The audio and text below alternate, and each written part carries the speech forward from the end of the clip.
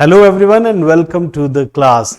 आज हम जो टॉपिक करने वाले हैं वो है मॉडल्स, जो कि आपकी रीड प्रिपरेशन के लिए बहुत ही यूजफुल होने वाला है। Let us start the journey and enjoy it. तो हम आज की हमारी क्लास शुरू करते हैं, जो कि मॉडल्स पे बेस्ड है और रीट में इससे रिलेटेड कुछ क्वेश्चंस आपसे पूछे जाते हैं। सबसे पहले हम कुछ सेंटेंसेस को देख लेते हैं। यहाँ आप कुछ सेंटेंसेस देख रहे हैं। पहला सेंटेंस लिखा है शी इज़ प्लेइंग, और दूसरा सेंटेंस है दे हैव कंप्लीटेड इट, और तीसरा सेंटेंस है आई वॉज स्लीपिंग, और फोर्थ सेंटेंस है वी शुड हेल्प देम, और फिफ्थ है आई कैन डू दिस। आप जो देख रहे हैं, जो ब्लू कलर में जो वर्ड्स देख रहे हैं वो सभी वर्ब्स हैं। वो सभी क्या है? वर्ब्स हैं। और जो येलो कलर में जो आप वर्ड्स देख रहे हैं, ये यहाँ इज, हैव, वॉज, शुड और कैन, ये क्या कर रहे हैं? ये वर्ब्स की हेल्प कर रहे हैं, इसलिए इन्हें हम क्या कहते हैं? हेल्पिंग वर्ब्स कहते हैं। यहाँ आप देख सकते हैं कि ये जो ब्लू कलर में आपको जो भी वर्ड्स दिखाई दे रहे हैं वो सभी वर्ब्स हैं। और यहाँ अगर मैं इनकी बात करता हूँ, वो इज है, हैव है, वोज है, शुड है, कैन है, ये सब क्या है? ये सब हेल्पिंग वर्ब्स है। तो अगर मैं लास्ट दो सेंटेंसेस को देखता हूं, यहां वी शुड हेल्प देम और आई कैन डू दिस में ये शुड और जो कुड है, इन्हें हम मॉडल्स की कैटेगरी में पढ़ते हैं। तो इसका मतलब मॉडल्स क्या हुए? मॉडल्स हेल्पिंग वर्ब्स ही होते हैं। तो मॉडल्स जो है वो हेल्पिंग वर्ब्स के रूप में यूज होते हैं। और एक जनरल सी बात है कि इनके बाद first form of the verb लगती है। कोई भी इन्फ्लेक्शंस भी नहीं होते, मतलब कि मैं शुड गो ही लिखूंगा, मतलब base form of the verb ही लिखी जाएगी, शुड गोज भी नहीं होता है। तो शुड गो, मस्ट गो, इस तरीके से मैं मॉडल के बाद first form of the verb जो है वो यूज करता हूं। यहां अब हम जो है वो देखें कि कुल जो मॉडल्स हैं वो 13 मॉडल्स हैं, 13 मॉडल्स हैं। और आप यहाँ देख सकते हैं can, could, may, might, must, should, या used to, dare, need, will, shall, would और ऑट टू, इन सभी को हम आज पढ़ने वाले हैं। तो एक बात मैं बताऊं कि जो आपकी जो हेल्पिंग वर्ब्स थी, चाहे वो इज है, वोज है, या डू है, डज है, जिन्हें हम प्राइमरी ऑक्सिलरीज कहते हैं, और जो दूसरे मॉडल्स हैं वो भी क्या है? वो भी हेल्पिंग वर्ब है। और वो is, am, are, was, were, has, have, ये भी क्या है? ये भी हेल्पिंग वर्ब्स है। तो हमारे जो मॉडल्स हेल्पिंग वर्ब्स है वो किस तरीके से अलग है? वो किसी ना किसी आइडिया को एक्सप्रेस करती है, जो कि वो जो प्राइमरी ऑक्सिलरीज है is, am, are, do, does, वो किसी आइडिया को एक्सप्रेस नहीं कर पाती है। लेकिन जो मॉडल ऑक्सिलरीज है जो आप यहां देख रहे हैं, वो कोई ना कोई आइडिया को एक्सप्रेस करती है, चाहे वो आइडिया हो आपका पॉसिबिलिटी से रिलेटेड, एडवाइस हो, या फिर एबिलिटी हो, कैपेसिटी हो, पावर है, परमिशन है, या फिर ऑब्लिगेशन है। बहुत से ऐसे आइडियाज हैं जो वो मॉडल शब्द है वो एक्सप्रेस कर देता है। तो हम एक एक करके जो है वो मॉडल्स को पढ़ते हैं। और सबसे पहला मॉडल जो है वो है हमारा कैन। तो हम कैन मॉडल को पढ़ते हैं और कुछ सेंटेंसेस को हम देखते हैं, और सेंटेंसेस के थ्रू आपको पता चलेगा कि कौन सा मॉडल किस एक्सप्रेशन को, किस आइडिया को शो करता है। यहां सबसे पहला सेंटेंस हम देख लेते हैं, आई कैन स्पीक 5 लैंग्वेजेस। जो ये गर्ल है ये एक सेंटेंस बोल रही है आई कैन स्पीक 5 लैंग्वेजेस। तो इसमें ये क्या बता रही है? ये अपनी एबिलिटी को बता रही है। तो आप देख सकते हैं यहां जो है वो अपनी एबिलिटी को बता रही है। मैं कह सकता हूं I can speak 5 languages, I can speak English, I can run fast. ये मैं क्या बता रहा हूं? मैं अपनी एबिलिटी को बता रहा हूं। दूसरा सेंटेंस अगर हम देखें यहां, यू कैन प्ले आउटसाइड। ये वुमन जो है वो इन बच्चों से कह रही है यू कैन प्ले आउटसाइड। जब ये बात वो कह रही है तो वो क्या कहना चाहती है? वो इन्हें एक परमिशन दे रही है। तो परमिशन के लिए भी हम किस मॉडल का यूज कर सकते हैं? कैन का यूज कर सकते हैं। या मैं कह सकता हूं कि ये कैन जो मॉडल है वो क्या कर रहा है? वो यहां परमिशन के आइडिया को एक्सप्रेस कर रहा है। अगर मैं यहां तीसरा सेंटेंस देखता हूं, एक्सीडेंट्स कैन हैपन एनीवेयर। ये सेंटेंस बहुत ही आप ध्यान से देखें, एक्सीडेंट्स कैन हैपन एनीवेयर। तो यहाँ क्या है, जब मैं कहता हूँ एक्सीडेंट्स कैन हैपन एनीवेयर, तो मैं कहना चाहता हूं कि एक ये जनरल पॉसिबिलिटी है जो घटित हो सकती है। अगर मैं आपसे ये बात करता हूं कि एक्सीडेंट्स कैन हैपन एनीवेयर, तो आप कहोगे हाँ सही बात है। मैं कहूं फायर कैन बी डेंजरस, आप कहोगे हाँ सही बात है। मैं कहूं sharp things can be risky for kids, आप कहेंगे सही बात है। इसका मतलब ये एक ऐसी चीज है जो नेचर में घटित हो सकती है, हम सब इसे एक ट्रुथ के रूप में मानते हैं। तो इसे हम कहते हैं जनरल पॉसिबिलिटी। तो किसी भी जनरल पॉसिबिलिटी के लिए हम क्या यूज करते हैं, हम कैन का यूज करते हैं। यहां हम किसी चीज का गैस नहीं कर रहे हैं, हम यहां क्या कर रहे हैं, एक जनरल संभावना जो है बता रहे हैं जो कि नेचर में घटित हो सकती है। तो जनरल पॉसिबिलिटीज के लिए आप यहां कैन का यूज कर सकते हैं। यहां एक सेंटेंस लिखा है can I do that for you. तो यहां can I do that for you, ये आदमी एक प्रॉब्लम में है। अगर हम इनसे पूछते हैं कि can I do that for you, कि मैं आपकी सहायता करूं, तो आप क्या कर रहे हैं, आप ऑफर कर रहे हैं, कोई भी हेल्प ऑफर करना या कुछ ऑफर कर रहे हैं। तो इस ऑफर के आइडिया को कैन जो है वो एक्सप्रेस कर सकता है। अगर मैं नेक्स्ट सेंटेंस यहां देखता हूं, can I use your book, यहां लिखा है can I use your book, तो यहां पे क्या है, यहां एक परमिशन है। देखिए ये परमिशन कैसी परमिशन होती है, ये इनफॉर्मल परमिशन होती है। एक फॉर्मल जो कि औपचारिक परमिशन होती है, लेकिन ये जो है वो क्या है, इनफॉर्मल परमिशन है। और इनफॉर्मल परमिशन के लिए आप क्या यूज करते हैं, आप कैन का यूज करते हैं। आप अपने दोस्तों से बातचीत करते हैं, can I use your book, can I use your pen, तो वो क्या है, वो इनफॉर्मल परमिशन होती है। तो ये एक सेंटेंस है, can you take a message please. तो आप देख सकते हैं इसमें भी क्या है, इसमें एक तरीके का रिक्वेस्ट है, कैन यू, है ना, can you do something for me, तो ये क्या है, एक रिक्वेस्ट है। तो रिक्वेस्ट के सेंस में भी या रिक्वेस्ट के आइडिया को एक्सप्रेस करने के लिए हम कैन का यूज करते हैं। तो अब यहां आप देखें कि इसी तरीके से यहां कुछ सेंटेंसेस लिखे हुए हैं। ये सेंटेंस, पहला सेंटेंस देखें, I can smell something burning, I can hear you, I can see her coming. पहले तीन सेंटेंसेस को हम देखते हैं, फिर हम फोर्थ सेंटेंस की तरफ बढ़ेंगे। लेकिन पहले तीन सेंटेंसेस चौथे सेंटेंस से किस तरीके से अलग है उसकी बात करते हैं। जो पहले तीन सेंटेंसेस हैं वो सेंस ऑर्गन से रिलेटेड है। मतलब जो वर्ड्स हैं, आप देखें यहाँ पे स्मेल वर्ड है, हियर वर्ड है, सी वर्ड है, ये हमारे सेंस ऑर्गन से रिलेटेड वर्ड्स है। जैसे अगर मैं स्मेल की बात करता हूँ तो वो नोज से रिलेटेड है, तो हमारी नोज, आईज या फिर ईयर्स या फिर टंग, इनसे रिलेटेड ये वर्ड्स आप देख पा रहे हैं। तो सबसे बड़ी बात है कि जब मैं इन से रिलेटेड सेंटेंसेस को बोलता हूं तो मैं कभी भी इन्हें कंटिन्यूअस टेंस के अंदर नहीं बोल सकता। मैं ऐसे नहीं बोलूंगा I am smelling something burning, वो गलत होता है। आई एम हियरिंग यू गलत होगा। तब क्या किया हमने, हम इनके लिए कैन का यूज करके सेंटेंस को लिख सकते हैं। जैसे I can smell, I can hear, I can see. तो हम देखें कि इस तरीके से ये जो वर्ब्स होती है इन्हें हम कहते हैं वर्ब्स ऑफ परसेप्शन। कौन कौन सी हुई, जैसे सी है, जैसे हियर है, या फिर स्मेल है, या टेस्ट है। ये वर्ब्स जो है वो क्या है, वर्ब्स ऑफ परसेप्शन है। और वर्ब्स ऑफ परसेप्शन के लिए हम क्या यूज कर सकते हैं, कैन यूज कर सकते हैं।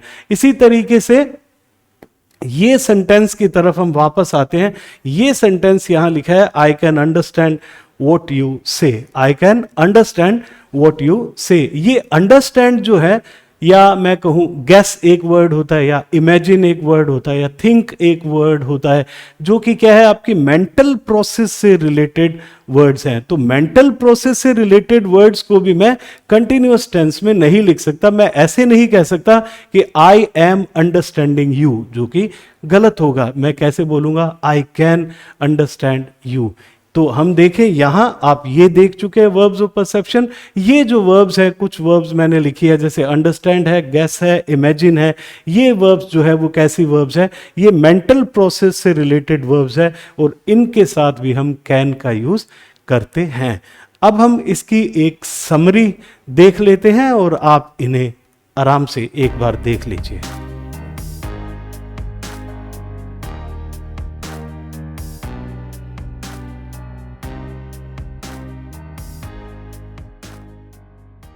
अब हम हमारा दूसरा मॉडल स्टार्ट करते हैं जो कि है कुड। तो इसे भी हम कुछ सेंटेंसेस के थ्रू समझने की कोशिश करते हैं। सबसे पहले ये सेंटेंस लिखा है, I could run fast when I was young. I could run fast when I was young. ये ओल्ड पर्सन जो है वो कह रहे हैं कि I could run fast when I was young. तो ये यहाँ क्या कहना चाहते हैं आप समझ गए होंगे। बिल्कुल, ये पास्ट की अपनी एबिलिटी को बता रहे हैं। मतलब इनमें पहले ऐसी एबिलिटी थी लेकिन अब ऐसा वो नहीं कर सकते हैं। I could run fast when I was young. अगर मैं दूसरा सेंटेंस देखता हूं, could I have my bill please. Could I have my bill please. तो आप यहां पे समझ गए होंगे कि एक रिक्वेस्ट जो है वो किया जा रहा है। तो रिक्वेस्ट के लिए भी हम कुड का यूज करते हैं। तो एक तरीके से ये थोड़ा विनम्र रिक्वेस्ट होता है, मतलब पोलाइट रिक्वेस्ट होता है। तो पोलाइट रिक्वेस्ट के लिए हम क्या यूज करते हैं, हम कुड का यूज करते हैं। तीसरा सेंटेंस है, दे कुड बी एट होम। ये बहुत ही इंटरेस्टिंग सेंटेंस है और इस तरीके का प्रश्न अगर आपके रीट में पूछा जाता है तो थोड़ा कंफ्यूजन आपको हो सकता है। देखिए, जब मैं कहता हूं they could be at home तो मैं यहां कहना चाहता हूं maybe they are at home. तो आपने देखा कि मैंने कुड का यूज किया है और यहां मैं क्या कह रहा हूं, maybe they are at home. इसका मतलब कुड जो है वो क्या कह रहा है, वो पॉसिबिलिटी बता रहा है, लेकिन कैसी पॉसिबिलिटी, प्रेजेंट की पॉसिबिलिटी बता रहा है, प्रेजेंट की संभावना को यहां बता रहा है। तो हमारे प्रेजेंट की संभावना को बताने के लिए भी हम कुड का यूज करते हैं। ऐसा नहीं होता है कि कुड जो है वो कैन का पास्ट ही है, नहीं, हम कभी उसको कैन के पास्ट के रूप में यूज करते हैं और कभी हम प्रेजेंट के रूप में भी यूज कर सकते हैं। जैसे यहां हम कर रहे हैं कि प्रेजेंट पॉसिबिलिटी को बताने के लिए हमने यहां कुड का यूज किया है। और ये नेक्स्ट सेंटेंस देखें, could I ask a question please. Could I ask a question please. और यहां जो है वो परमिशन है और ये एक पोलाइट वे होता है परमिशन लेने का। तो कुड से हम परमिशन भी मांग सकते हैं। तो इस तरीके से आप यहां देखें कि ये समरी आप देख सकते हैं और इन्हें आप याद कर लीजिए।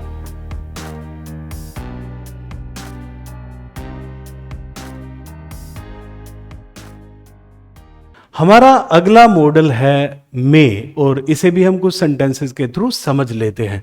सबसे पहले हमारा सेंटेंस है, बहुत ही कॉमन बेसिक सेंटेंस है। जैसे हम बोलते हैं मे आई कम इन सर, मे आई कम इन मैम। और आप समझ गए होंगे कि इस सेंटेंस के थ्रू हम क्या करते हैं, इस सेंटेंस के थ्रू हम परमिशन लेते हैं। तो आप जैसे स्कूल में या कहीं कॉलेज में होते हैं तो हम कहते हैं मे आई कम इन सर। तो ये परमिशन जो है, आपने देखा कैन में भी हमने परमिशन ली थी, लेकिन यहाँ भी एक परमिशन है। और ये परमिशन कैसी है, ये परमिशन फॉर्मल परमिशन है। और जो कैन की परमिशन होता है, can I use your book, वो इनफॉर्मल परमिशन के लिए हम यूज करते हैं। इसी तरीके से हम नेक्स्ट सेंटेंस देखते हैं, he may be at home. He may be at home. आपने अभी एक सेंटेंस पढ़ा था, he could be at home. तो उसमें हमने क्या बताया था, प्रेजेंट पॉसिबिलिटी को बताया था। तो यहां भी हम क्या है, उसी तरीके से प्रेजेंट पॉसिबिलिटी को बताने के लिए मे वर्ड का यूज हम कर सकते हैं। तो जैसे कुड का यूज हमने प्रेजेंट पॉसिबिलिटी के लिए किया, यहां मे का यूज भी हम प्रेजेंट पॉसिबिलिटी के लिए कर सकते हैं। नेक्स्ट सेंटेंस आप देखें, मे यू लिव लॉन्ग। हम कई बार कुछ विश करते हैं, कुछ ब्लेसिंग्स देते हैं, तो हम क्या करते हैं, मे से उसे स्टार्ट करते हैं और बोलते हैं मे यू लिव लॉन्ग। तो इस तरीके से यहाँ किसी भी विश के लिए या ब्लेसिंग के लिए हम यूज़ करते हैं मे मॉडल का। हम आगे बढ़े और यहाँ ये देखते हैं सेंटेंस। ये बहुत ही अच्छा सेंटेंस है। एग्जामिनेशन पॉइंट ऑफ व्यू से पूछे जाने वाला क्वेश्चन है। तो आप देखिए यहाँ लिखा है work hard so that you may get good marks. तो यहाँ देखिए यहाँ सो दैट का यूज किया है। जो ये सो दैट है ये क्या बता रहा है, ये किसी पर्पस को बताता है, किसी उद्देश्य को बताता है। और जब कोई पर्पस या उद्देश्य होता है तो उसके लिए हम जो मॉडल यूज करते हैं वो मे मॉडल का यूज करते हैं। तो यहाँ जो है वो पर्पस को बताया जा रहा है और ये सो दैट जो है वो आपको ये सिग्नल देता है कि ये पर्पस बताया जा रहा है। और इस सो दैट के लिए हम जो मॉडल यूज करेंगे वो मॉडल यूज करेंगे मे। तो एक बार आप जितने भी जगह हमने मे मॉडल का यूज किया है इसे देख लीजिए और इसे अच्छे से एक बार याद कर लीजिएगा।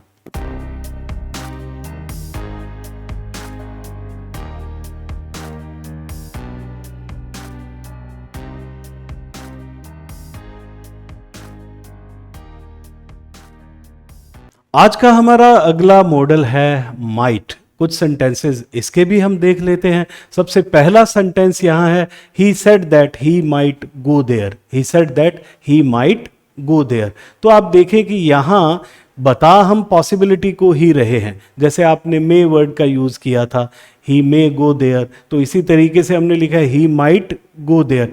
तो हम देखें कि अगर बाय चांस आपको एक यहाँ पे मे और माइट दोनों ऑप्शंस दिए होते, मान लीजिए कि यहाँ एक मे वर्ड भी आपको मे मॉडल भी दिया होता, तो शायद से आप एक कंफ्यूजन में आ जाते, क्योंकि हम जनरली मे का यूज करते हैं पॉसिबिलिटी को बताने के लिए। तो हो सकता है आप मे का ऑप्शन सही मान लेते, लेकिन ये माइट यहाँ क्यों हुआ है इसे हम समझ लेते हैं।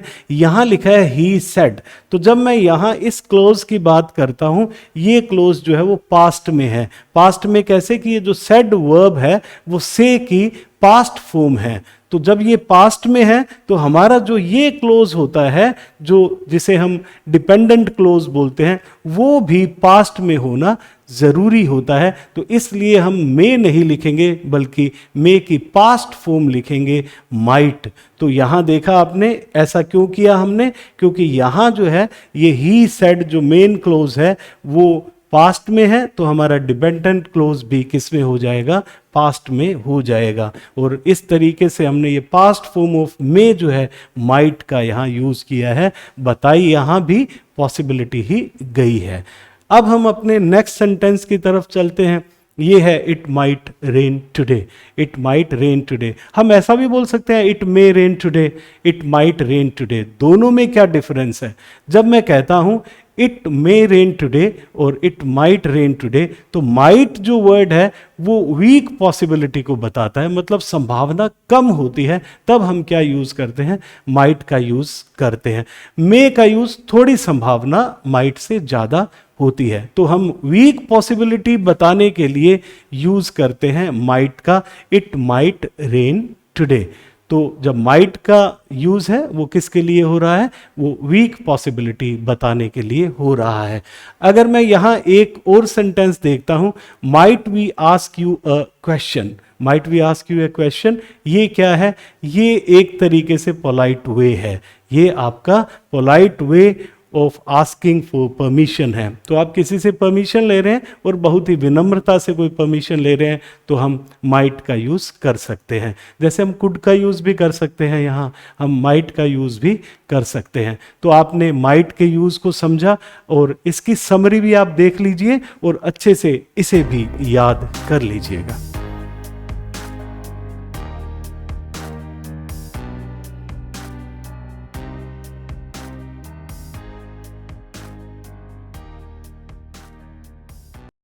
हमारा अगला मॉडल है मस्ट, जो कि बहुत ही इंपॉर्टेंट मॉडल है और इससे रिलेटेड क्वेश्चंस जो है वो एग्जाम में पूछ लिए जाते हैं। तो थोड़ा ध्यान दे के आप पढ़ें। तो पहला सेंटेंस हम देख लेते हैं, you must complete your work before going to bed.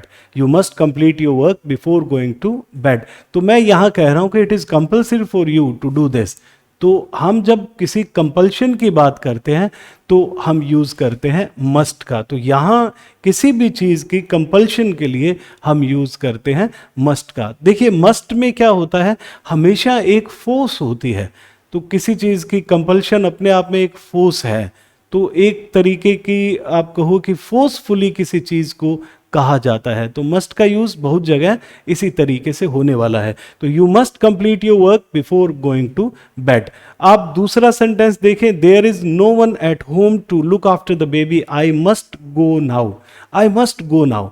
तो देखो क्या है कि अब और कोई चारा नहीं है, जाना पड़ेगा। तो मोरली आप बाउंड है इस चीज़ को करने के लिए। तो जब हम मोरली बाउंड होते हैं उसे कहते हैं हम ऑब्लिगेशन। तो ये हमारे लिए ऑब्लिगेटरी है वहाँ जाना, मतलब कि एक तरीके की बाध्यता होगी वहाँ जाना, चाहे वो मॉरली बाउंड हो चाहे वो लीगली आप बाउंड हो। तो हम किसका यूज़ करते हैं, हम मस्ट मॉडल का यूज़ यहाँ करते हैं। तो आप देख सकते हैं आई मस्ट गो नाउ।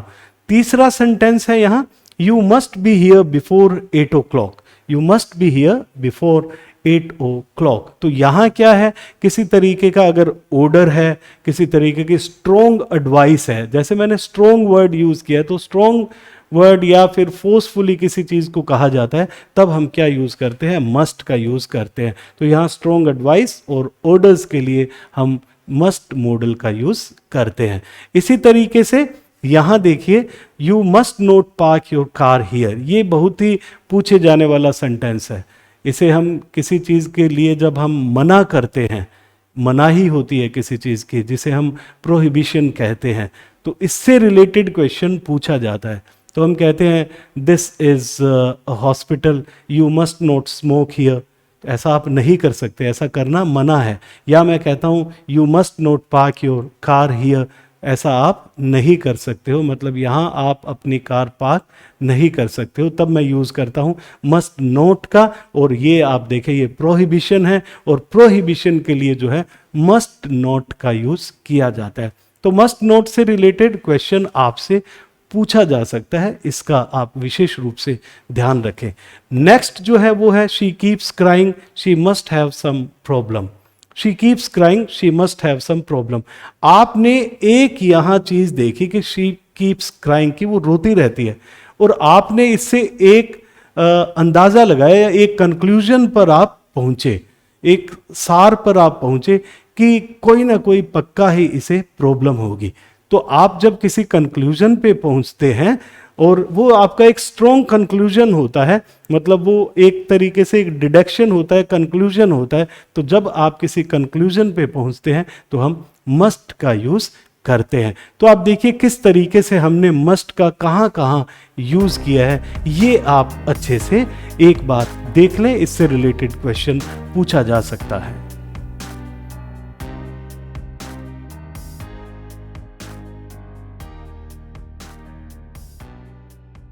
हमारे अगले जो दो मॉडल्स हैं वो है विल एंड शेल। तो हम कुछ सेंटेंसेस के थ्रू इसे भी समझ लेते हैं। सबसे पहले ये सेंटेंस देखिए, ये लिखा है दे विल गो, और दूसरा सेंटेंस है आई शेल आस्क हर। तो एक चीज आपने देखी कि हमने यहाँ दे के साथ विल का यूज किया और आई के साथ हमने शेल का यूज किया। तो अगर मैं कुछ फ्यूचर की बात करता हूँ या फ्यूचर रेफरेंस की बात करता हूँ तो मैं क्या करूँगा, मैं आई और वी के साथ जनरली शेल का यूज करूँगा, और बाकी जितने भी सब्जेक्ट्स हैं उनके साथ मैं विल का यूज करता हूं अगर मैंने कुछ भी फ्यूचर की बात को बताना है। तो हमने देखा they will go, I shell ask her, ये क्या है, ये फॉर फ्यूचर टाइम रेफरेंस है। फॉर फ्यूचर टाइम के लिए या फ्यूचर की कोई बात बताने के लिए मैं जनरली विल और शेल का यूज करता हूं। और विल का यूज कहां होगा, शेल का यूज कहां होगा, आपको पता लग गया होगा। आई और वी के साथ मैं शेल का यूज करूंगा और बाकी जितने भी सब्जेक्ट्स रहेंगे उनके साथ विल का यूज होगा। अब हम अपना नेक्स्ट सेंटेंस देखते हैं। यहां लिखा है, अब मैं यहां विल के यूज की बात कर रहा हूं कि there will be strong winds tomorrow, और the year 2022 will be the 25th anniversary of the founding of the school। तो यहाँ क्या बताया जा रहा है, जब मैं कह रहा हूँ कि there will be strong winds tomorrow, तो यहाँ क्या है, ये prediction किया जा रहा है कुछ। हम यहाँ कुछ किसी बात की प्रेडिक्शन कर रहे हैं, मतलब हम ऐसा सोच रहे हैं, एक ऐसी भविष्यवाणी जो है वो कर रहे हैं, एक प्रेडिक्शन है, वो एक तरीके की पॉसिबिलिटी का अंदाजा हम लोग लगा रहे हैं। और फैक्ट्स अबाउट फ्यूचर, तो ये भी एक फैक्ट है फ्यूचर का कि the year 2022 will be the 25th anniversary of the founding of the school. तो अगर हम किसी प्रेडिक्शन की बात करते हैं फ्यूचर में या किसी भी फैक्ट की फ्यूचर में जो बात करते हैं, उसके लिए हम विल का यूज करते हैं। अब हम देखते हैं नेक्स्ट सेंटेंस। यहां I will have a red one. मान लीजिए यहां 3-4 बोटल्स हैं और आप कह रहे हो कि I will have the red one. तो आप क्या कर रहे हैं? आप एक, बिल्कुल सही, आप एक डिसीजन ले रहे हैं और अपने डिसीजन को अनाउंस कर रहे हैं कि I will take a red one या I will take the red one. तो यहां जो है वो डिसीजन को बताया जा रहा है। नेक्स्ट सेंटेंस है it's getting late, shall we go home. ये कह रहे हैं कि it's getting late, shall we go home. तो इससे क्या बताया जा रहा है? ये एक सजेशन है कि चले क्या। तो ये आप क्या कर रहे हैं? एक किसी को सजेशन दे रहे हैं कि to make suggestion, it's getting late, shall we go home. तो सजेशन बताने के लिए आप क्या करते हैं? आप शैल का यूज करते हैं। देखिए हम विल और शैल दोनों को साथ साथ कर रहे हैं। यहां हमने किसकी बात की है? शैल की बात की है। Shall we do this, shall we go there. ये क्या है? आप कोई ना कोई सजेशन दे रहे होते हैं। इसी तरीके से ये है शैल आई कैरी योर बैग। ये हो सकता है कि बैग जो है वो हैवी है, आप किसी को कोई हेल्प ऑफर करते हैं तो आप कह सकते हैं शैल आई कैरी योर बैग। तो ये यहाँ क्या है? यहाँ ये ऑफर है। तो ऑफर से रिलेटेड भी हम शैल का यूज करते हैं। नेक्स्ट सेंटेंस हम देख लेते हैं।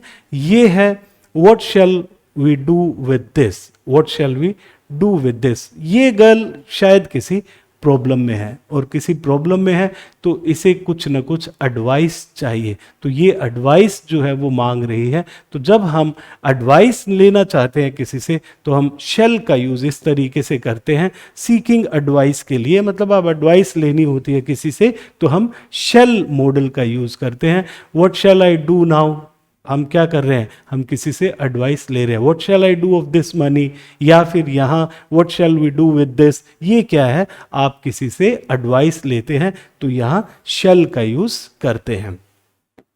नेक्स्ट सेंटेंस है यहाँ this door shall be kept closed at all times. ये एक आपको लग रहा होगा कहीं पब्लिक नोटिस जो है वो लगा हुआ है। तो कोई भी पब्लिक नोटिस जो होता है उसके लिए हम शैल का यूज करते हैं। देखिए यहाँ आप देख सकते हैं दिस डोर जो है वो आई और वी सब्जेक्ट नहीं है यहाँ, फिर भी हमने यहाँ क्या लगाया है? शैल का यूज किया है। तो पब्लिक नोटिस के लिए हम क्या यूज कर रहे हैं?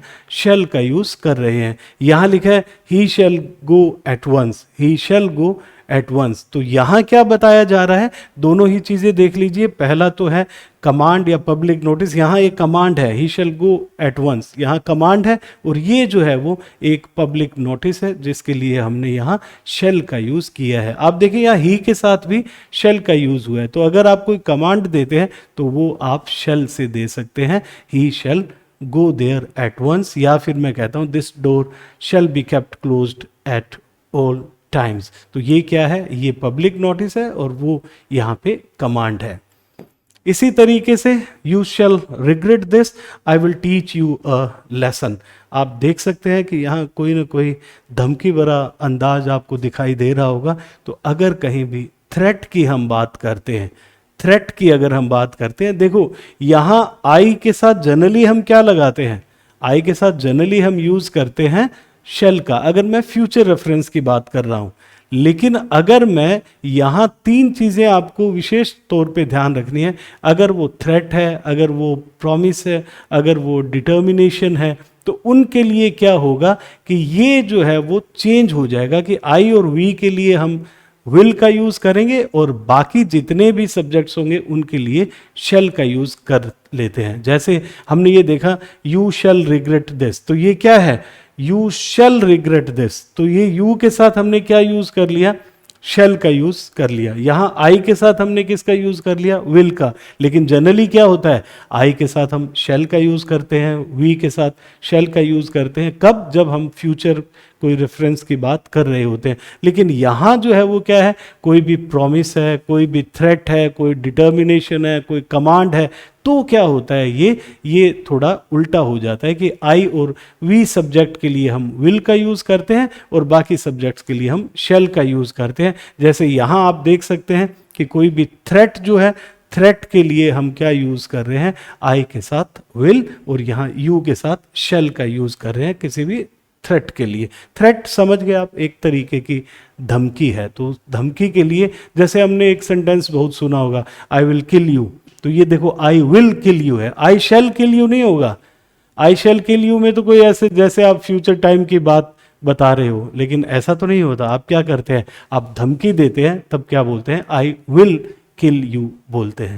इसी तरीके से हम दो और सेंटेंसेस को यहां देखते हैं। पहला सेंटेंस है I will try to get him a job और दूसरा है I will go there whatever happens. तो आप यहां भी देखिए ये क्या है, आई विल और आई विल। तो यहां भी क्या बताया जा रहा है, यहां एक प्रॉमिस है या फिर डिटर्मिनेशन है। तो प्रॉमिस और डिटर्मिनेशन के लिए भी हम क्या यूज करते हैं, हम आई और वी के लिए विल का यूज करेंगे।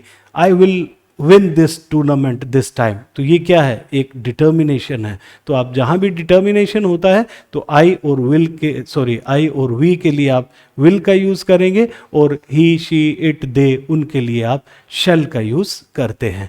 इसी तरीके से हम ये सेंटेंस देखते हैं, will you give me some water, will you give me some water. तो यहाँ हम विल का यूज़ कर रहे हैं और आप देखें कि इंट्रोगेटिव है ये यहाँ ये साइन। तो आप देखें will you give me some water, तो आप क्या कर रहे हैं, आप एक रिक्वेस्ट कर रहे हैं और रिक्वेस्ट के सेंस में हम विल का यूज़ करते हैं। Will you do this for me, will you give me some water, will you give me a glass of water. तो आप क्या है, विल का यूज़ रिक्वेस्ट के सेंस में करते हैं। तो एक बार इसकी समरी देख लेते हैं, ये देख लीजिए।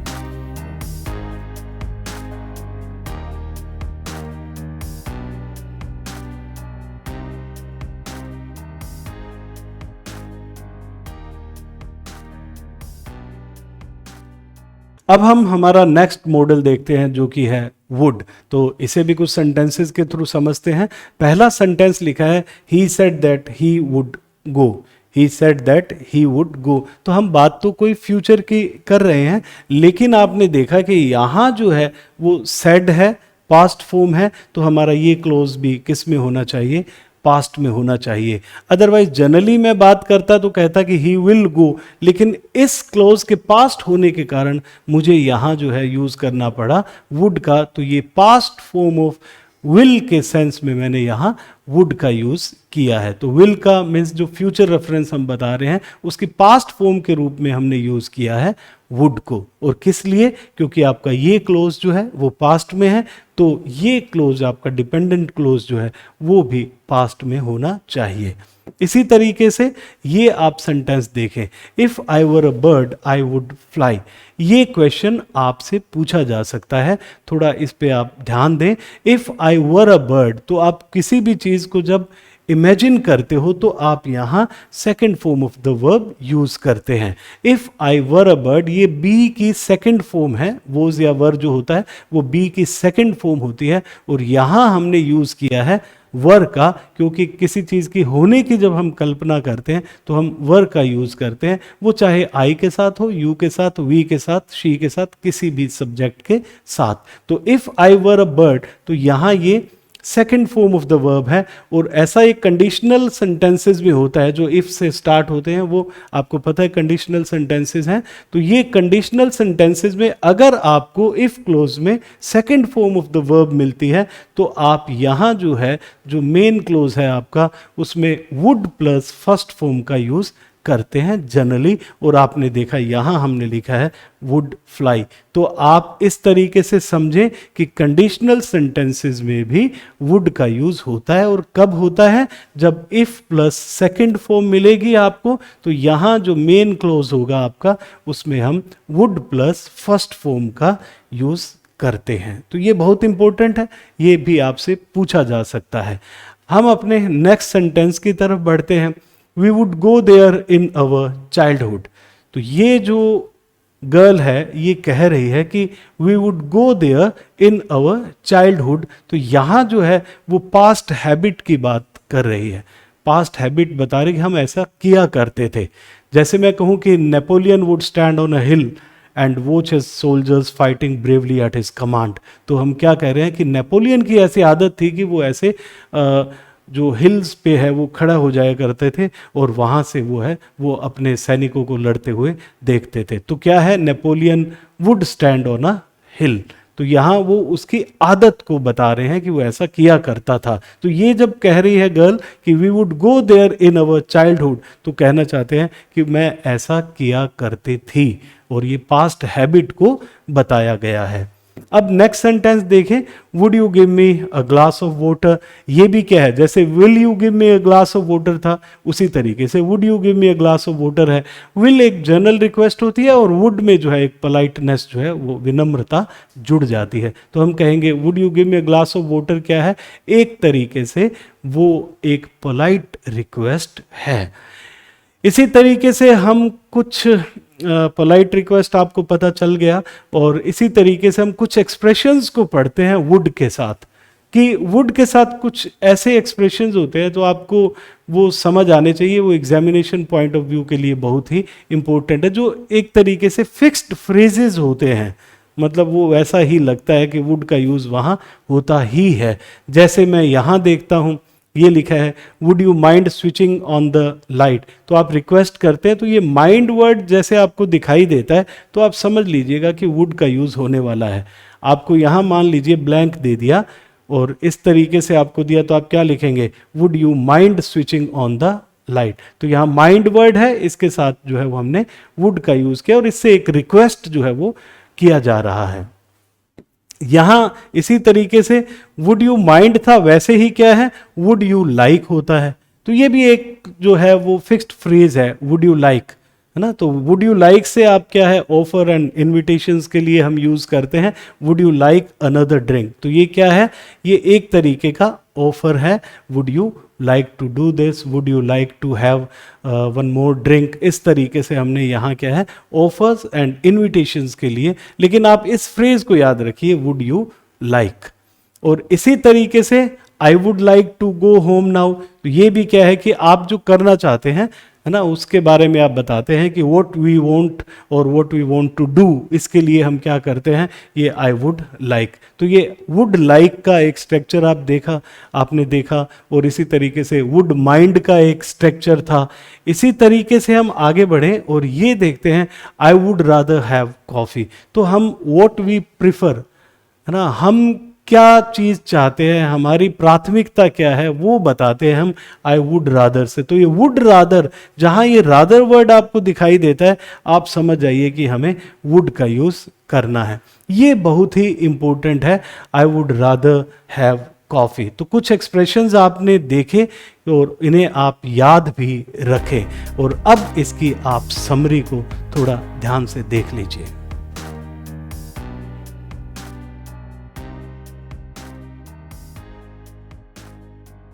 हमारा नेक्स्ट मॉडल है शुड, जो कि बहुत बेसिक मॉडल है और आप अपनी लाइफ में इसे बहुत यूज़ भी करते हैं।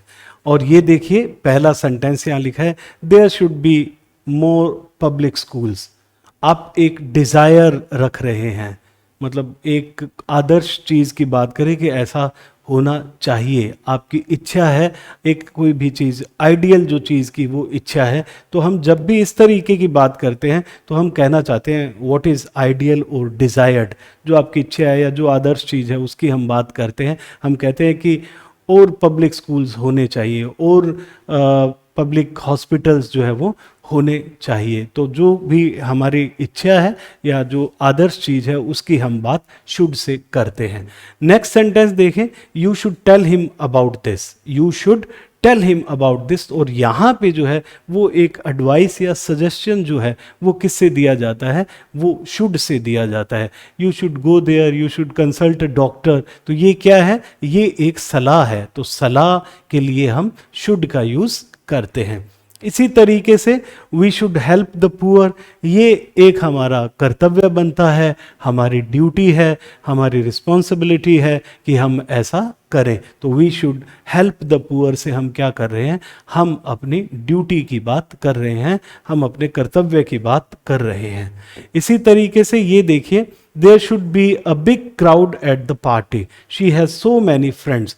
तो आप यहाँ क्या कर रहे हैं कि पार्टी में काफ़ी भीड़ होनी चाहिए क्योंकि उसके फ्रेंड्स जो है वो बहुत हैं। तो आप इससे क्या पता लगाया, किस आइडिया को ये एक्सप्रेस कर रहा है कि क्या होने वाला है, क्या संभावना है, क्या पॉसिबिलिटी है।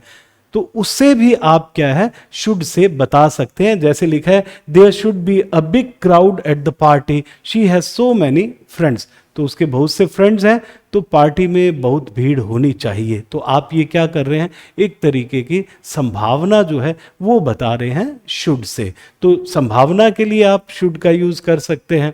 ये सेंटेंस देखिए, I am amazed that she should have done something so stupid. मतलब आप एक सरप्राइज करें कि यार ऐसा किया होगा उसने। और इसी तरीके से I am sorry that he should be so upset by what I said, कि मैंने कहा जो भी उससे उसे वो इतना अपसेट हुआ या इतना अपसेट हुई। तो हम क्या कह रहे हैं, हम यहाँ रिग्रेट कर रहे हैं, मतलब एक पछतावा कर रहे हैं। तो किसी भी बात के सरप्राइज और पछतावे के लिए अगर हम कोई वर्ड यूज़ करना चाहते हैं, मॉडल यूज़ करना चाहते हैं, तो वो शुड वर्ड यूज़ हम कर सकते हैं।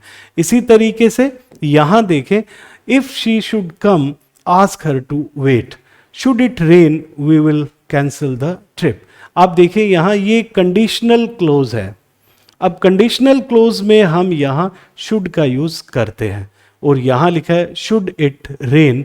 तो हम देखें कि अगर कंडीशनल क्लोज में किसी पॉसिबिलिटी को बताना है या किसी चीज़ के बारे में हम इमेजिन करते हैं, तब हम कंडीशनल क्लोज में शुड का यूज कर सकते हैं। ये अगर कुछ इस तरीके से सेंटेंस आ जाता है कि इफ शी, और आपको यहां ब्लैंक मिल जाता है, if she dash come ask her to wait, तो ये कंडीशनल क्लोज है। तो यहां क्या आना चाहिए, शुड आना चाहिए। तो कंडीशनल क्लोज में अगर हम क्या है, किसी पॉसिबिलिटी की बात करते हैं या किसी चीज को सपोज करते हैं हम, तब हम शुड का यूज करते हैं। तो ये बहुत ही इंपॉर्टेंट बात है, इसे आप ध्यान रखिए। If she should come ask her to wait. तो ये देखिए, इफ इट शुड रेन को हम शुड इट रेन भी लिख सकते हैं। अगर मैं किसी चीज़ की यहाँ किसी चीज़ को इमेजिन कर रहा हूँ, सपोज कर रहा हूँ, तो मैं क्या लिखूंगा, इफ इट शुड रेन।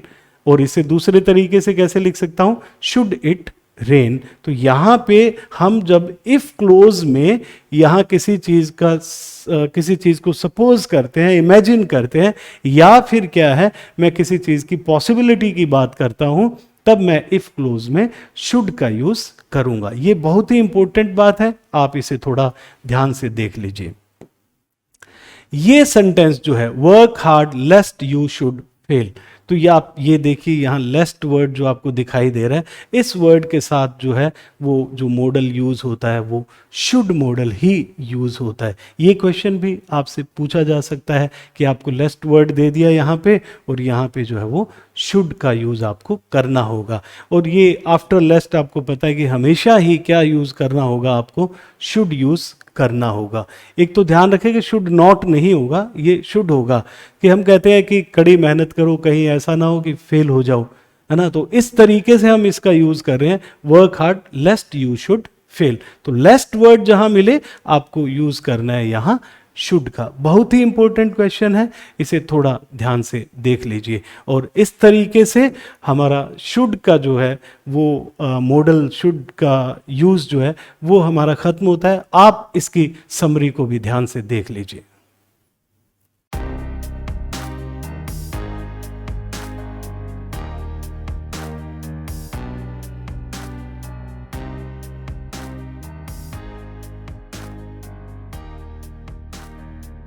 हम अपने 9 मॉडल्स जो हैं वो पूरे कर चुके हैं, और अब रिमेनिंग 4 जो मॉडल्स हैं उनको हम करते हैं। तो सबसे पहले तो यहाँ देखिए लिखा है सेमी मॉडल्स। तो सेमी मॉडल्स हैं ये 4, ought to, used to, need and dare। तो इन्हें सेमी मॉडल्स क्यों कहते हैं? सबसे पहले तो इसकी बात कर लेते हैं बिल्कुल हल्की सी, कि एक तो आपको पता है कि कभी भी हम किसी भी मॉडल के बाद टू वर्ड का यूज नहीं करते हैं, लेकिन यहां आप देखें ought to and used to word का हम यूज कर रहे हैं। और दूसरी बात जो है वो नीड और डेयर के लिए अगर हम बात करें तो कभी भी जो बाकी नो मॉडल्स हमने किए हैं वो हमेशा हेल्पिंग वर्ब्स के रूप में यूज होते हैं, लेकिन ये जो दो मॉडल्स हैं, या हम नीड की बात कर रहे हैं, डेयर की बात कर रहे हैं, ये हेल्पिंग वर्ब के रूप में भी यूज होते हैं, मीन्स मॉडल ऑक्सिलरी के रूप में भी यूज होते हैं, और ये मेन वर्ब के रूप में भी यूज हो जाते हैं। तो थोड़ा सा बाकी जो नो मॉडल्स हैं, इन चार मॉडल्स का थोड़ा डेविएशन है, इसलिए इन्हें हम सेमी मॉडल्स में रखते हैं। अब इनके यूजेस को हम समझ लेते हैं। सबसे पहले तो ये देखिए, यहां लिखा है we ought to respect our parents and we ought to respect the laws. तो यहां हम क्या बता रहे हैं? यहां हम ड्यूटी और मॉरल ऑब्लिगेशन की बात कर रहे हैं। हाँ, आप सोच रहे होंगे कि यहां शुड भी लगाया जा सकता है, we should respect our parents, बिल्कुल सही है, लगाया जा सकता है। देखिए, मस्ट में एक फोर्स होती है, और फिर हम शुड की बात करते हैं तो उसमें फोर्स नहीं होती है। तो शुड से थोड़ा सा स्ट्रोंग जो है वो कौन होता है? वो ought to होता है, और थोड़ा फॉर्मल भी होता है। ought to थोड़ा फॉर्मल है। तो we ought to respect our parents, we ought to respect the laws, यहाँ ड्यूटी या फिर मॉरल ऑब्लिगेशन की बात हो रही है।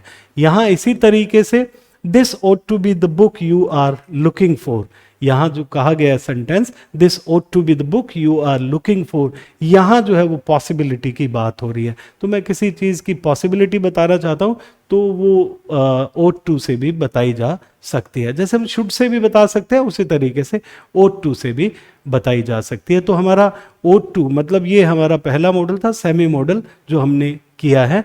और इसी तरीके से हम चलते हैं यूज्ड टू की तरफ। ये हमारा दूसरा सेमी मॉडल की कैटेगरी का मॉडल है। तो ये लिखा है he used to work in a factory, he used to work in a factory. तो यहाँ क्या बताया जा रहा है, आप समझ गए होंगे कि past situations which are no longer true, मतलब अब ऐसा नहीं होता है। जब मैं कहता हूं he used to work in a factory, तो मैं कहना चाहता हूं but now he doesn't work in a factory, कि अब ऐसा नहीं करता है। I used to play cricket, तो मैं कहना चाहता हूं but now I don't play cricket. तो आप समझ गए होंगे कि एक ऐसी पास्ट सिचुएशन की बात कर रहा हूं जो अब घटित नहीं होती है, या कह दें कि which are no longer true, जो अब सत्य नहीं है। ये कह रहे हैं he used to work in a factory, मतलब ऐसा किया करते थे, फैक्ट्री में वर्क किया करते थे, अब ऐसा नहीं करते हैं। इसी तरीके से आप ये चीज थोड़ा सा समझ लीजिए कि यहां लिखा है it didn't use to be so crowded, it didn't used to be so crowded. तो यूज टू और यूज्ड टू, यहाँ दोनों ही जो है डिडंट के साथ जो है वो जनरली क्या होता है, डिडंट के साथ हम कहते हैं कि सेकंड फॉर्म का यूज नहीं करते हैं। तो आप यहाँ थोड़ा सा ध्यान से देखिए कि डिडंट यूज टू का कॉन्सेप्ट भी सही होता है और डिडंट यूज्ड टू का कॉन्सेप्ट भी सही होता है। इसी तरीके से हम आगे बढ़े और यहाँ नीड वर्ड का यूज हम देखते हैं। नीड वर्ड जो है वो क्या है? नीड जो है जनरली आप नेगेटिव में या इंट्रोगेटिव सेंटेंसेस में यूज किया जाता है, मतलब प्रश्नवाचक में या फिर क्या है नेगेटिव सेंटेंसेस में यूज होता है। तो जनरली हम इसे अफर्मेटिव सेंटेंस में यूज नहीं करते हैं। यहां लिखा है you needn't buy this watch, I am going to gift it to you on your birthday. तो यहाँ एब्सेंस ऑफ नेसेसिटी है, मतलब आपको ये वॉच जो है वो खरीदने की जरूरत नहीं है। एब्सेंस ऑफ नेसेसिटी की बात कर रहे हैं। You need not go there, आपको वहां जाने की जरूरत नहीं है। You need not buy any pen, I have one pen with me, तो आपको पेन खरीदने की ज़रूरत नहीं है, मेरे पास ये एक है। या मैं कहूँ कि you need not buy vegetables because we have vegetables at home, तो आपको खरीदने की ज़रूरत नहीं है। तो इसी तरीके से you needn't buy this watch, I am going to gift it to you on your birthday, it shows absence of necessity. इसी तरीके से हम यहाँ ये क्वेश्चन फॉर्म में इसे देख लेते हैं, need I go to school today. एक बात आपने हर मॉडल के लिए देखी होगी कि हर मॉडल के बाद first form of the verb ही आती है। तो यहां देखें, need I go to school today, need I go to school. अगर कहीं यहां लिख दो नीड आई टू लिख दिया तो वो गलत हो जाएगा, नीड आई टू नहीं होगा, क्या होगा, need I go to school today. तो ये भी पूछा जा रहा है कि इज इट रिक्वायर्ड, क्या ज़रूरी है ऐसा करना, तो हम कहते हैं need I go to school today. तो हमने देखा कि ये नीड जो है यहाँ क्या है, यहाँ नीड जो वर्ड है वो यहाँ नीड मॉडल के रूप में यूज़ हो रहा है, मतलब हेल्पिंग वर्ब के रूप में यूज़ हो रहा है, क्योंकि यहाँ गो वर्ड जो है वो वर्ब है और ये नीड यहाँ पे क्या है, हेल्पिंग वर्ब है। तो यहाँ जो है वो मॉडल के रूप में यूज़ हो रहा है। इससे पहले सेंटेंस में भी देख लेते हैं, यू नीडेंट बाई, तो यहाँ पे नीडेंट लिखा है, ये बाय वर्ड जो है वो वर्ब है और यहाँ हेल्पिंग वर्ब है। और मॉडल्स क्या होते हैं, मॉडल्स हेल्पिंग वर्ब होते हैं। तो यहाँ पे ये नीडेंट भी मॉडल के रूप में यूज हो रहा है और इधर भी नीड जो है वो मॉडल के रूप में यूज हो रहा है। अगर मैं यहाँ ये सेंटेंस देखता हूँ, I need a book, I don't need a book, यहाँ ये मेन वर्ब के रूप में यूज हो रहा है। ये देखिए, आई नीड, ये तो मेन वर्ब हो गई, ये क्या है, मेन वर्ब है। और आई डोंट, डोंट यहां हेल्पिंग वर्ब है और ये यहां पे क्या बन गई, वर्ब बन गई। तो आप ध्यान रखें, जो नीड है वो क्या है, वो हेल्पिंग वर्ब के रूप में यानी मॉडल के रूप में भी यूज हो जाता है और मेन वर्ब के रूप में भी यूज हो जाता है। इसीलिए हम इसे क्या कहते हैं, सेमी मॉडल कहते हैं। अब हम अपना नेक्स्ट जो है वो डेयर का यूज देख लेते हैं। He dare not face the principal, how dare you look at me, ये आप सेंटेंस देख सकते हैं। He dare not face the principal, यहां जो लिखा है ये यहां वर्ब है, तो ये डेयर नॉट क्या हुई, हेल्पिंग वर्ब हुई।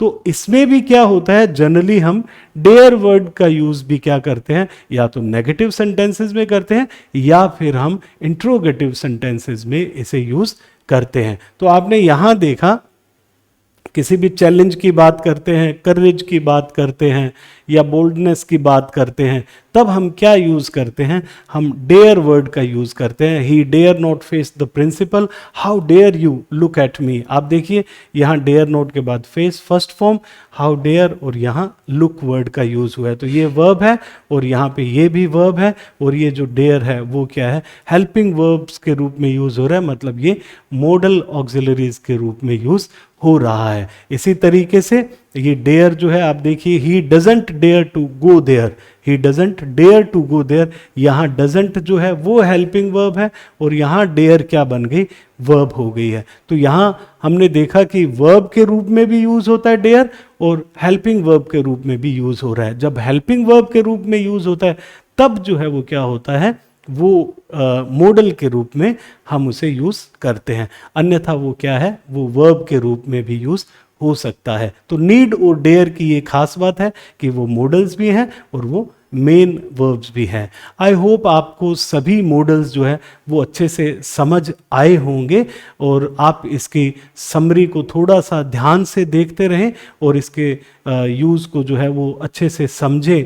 और नीचे डिस्क्रिप्शन में जो है वो टेलीग्राम का लिंक दिया है और उसे आप क्लिक करें और उसे ज्वाइन कर लीजिए और आपको जो इससे रिलेटेड, मॉडल से रिलेटेड प्रैक्टिस शीट्स जो है वो मिलने वाली है, ताकि आप कुछ एक्सरसाइज उसकी करें और अपने जो भी प्रिपरेशन है रीड की वो अच्छे से कर लें। I hope you enjoyed this class and have a wonderful day. Thank you very much.